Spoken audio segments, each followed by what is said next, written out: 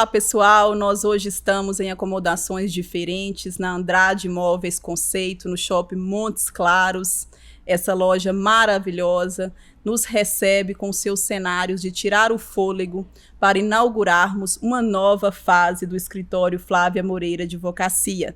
Estamos aqui hoje com a doutora Ariadna, a doutora Andresa e a doutora Natália para iniciarmos o projeto de um podcast jurídico, onde vamos falar sobre direito de forma descontraída e muito próxima do nosso público. Pois bem, vamos falar um pouco sobre o projeto do escritório e como nós decidimos explorar mais o mercado da advocacia preventiva ou da consultoria empresarial em todos os seus âmbitos. Aqui hoje nós estamos com uma especialista do direito imobiliário, a doutora Ariadna. Seja bem-vinda, doutora, em nosso podcast. Estamos com a doutora Andresa Frois, que vai falar um pouco sobre direito bancário e do consumidor, a nossa especialista nessa área. E também com a doutora Natália Fernandes Costa, nossa coordenadora jurídica, que abraça e assessora todos os nossos clientes de advocacia empresarial e que é especialista em direito administrativo. Nosso papo vai ser bem rico, bem descontraído e você vai adorar participar conosco. Para começarmos, eu gostaria de perguntar para a doutora Ariadna como que o direito imobiliário tem auxiliado os clientes, pessoa física ou jurídica, em seus negócios, na redução de riscos, na segurança jurídica. De que forma o direito imobiliário contribui para que as pessoas façam negócio com mais segurança, doutora? Pois bem, o direito imobiliário, ele ainda não é tão utilizado, principalmente na sua modalidade preventiva, talvez por falta mesmo de informação, e o nosso papel aqui é exatamente democratizar as informações para que o cliente possa alcançar o seu direito. Dentro do direito imobiliário, nós trabalhamos preventivamente, diminuindo os riscos de qualquer negócio que envolva o mercado imobiliário. Tanto aquele cliente que pretende vender o imóvel, que pretende comprar o imóvel, ou mesmo fazer alguns investimentos, há uma necessidade extrema de diminuir os riscos dos negócios.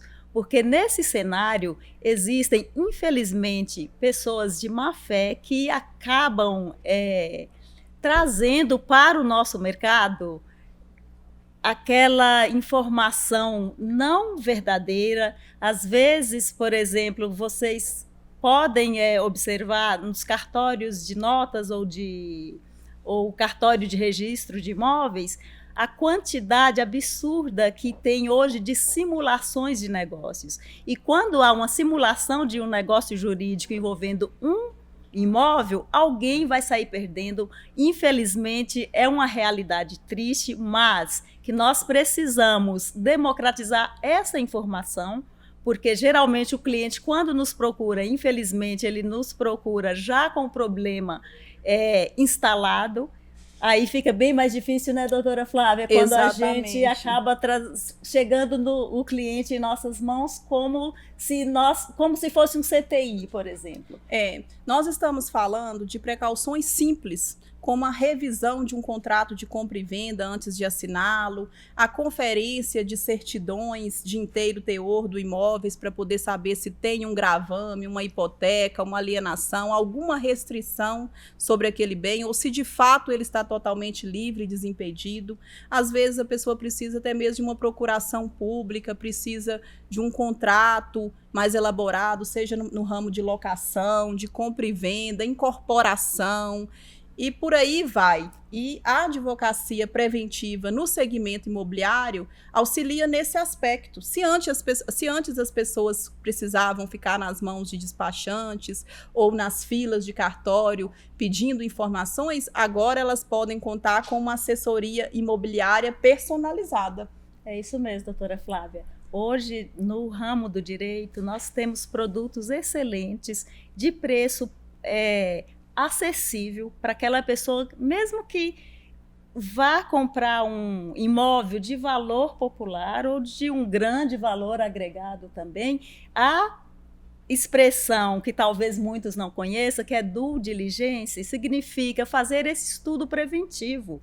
Porque a prevenção é o melhor remédio quando você está colocando naquele negócio um longo tempo de economia sua, adquirido com grande, na grande maioria, com a grande dificuldade, às vezes deixando até de adquirir um outro produto, um sonho talvez mais adiado, e acaba entrando numa situação, doutora Flávia, que muitas das vezes chega em minhas mãos, principalmente, aquela situação que a pessoa compra de boa fé, mas o vendedor estava de má fé.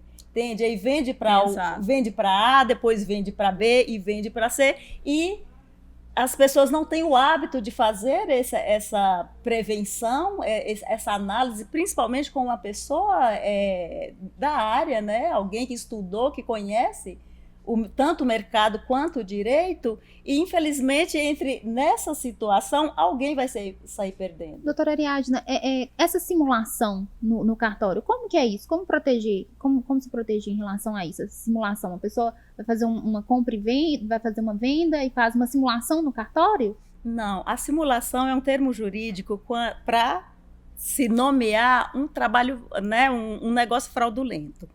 Por exemplo, eu simulo que eu estou vendendo um imóvel para você, certo? E nessa simulação, e acontece muito, gente, quando nós estamos dentro do mercado, a gente observa que não é algo raro de acontecer, sabe? Então, já aconteceu, já chegou o caso em minhas mãos, que, por exemplo, o que acontece muito é entre família. Por exemplo, um pai simula que vendeu o imóvel para um filho.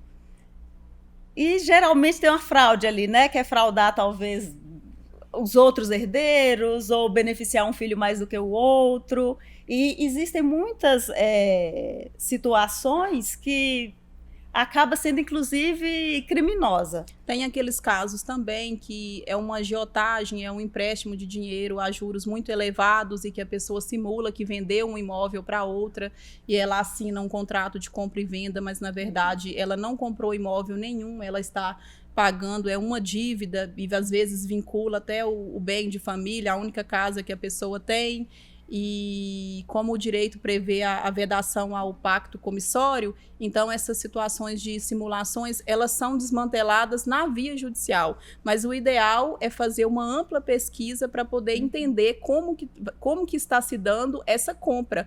Ou então acontece muito na nossa cidade e no Brasil em geral, a pessoa vender aquilo que não é dela. Simplesmente ela elabora um contrato de compra e venda forjado, ela vende um lote ou uma casa para você compra, vai lá, verifica o lote, visita, consulta a matrícula, só que aquela pessoa que está ali vendendo, ela não é a proprietária, ela não tem nem o título de propriedade, nem a posse daquele imóvel. E quando você tenta praticar os atos inerentes à propriedade, que é a lavratura da escritura e o registro, você vai descobrir que, na verdade, foi vítima de um golpe, que aquele imóvel pertence a um terceiro. Eu já vi casos assim que a pessoa conseguiu até escriturar mesmo o imóvel usando documentos falsos, igual a doutora Ariadna colocou, chega mesmo a ser um delito criminoso e que pode ser evitado, né, da pessoa ser vítima desse tipo de delito se ela faz consulta simples, qual procura um profissional do direito imobiliário para checar essas certidões, entender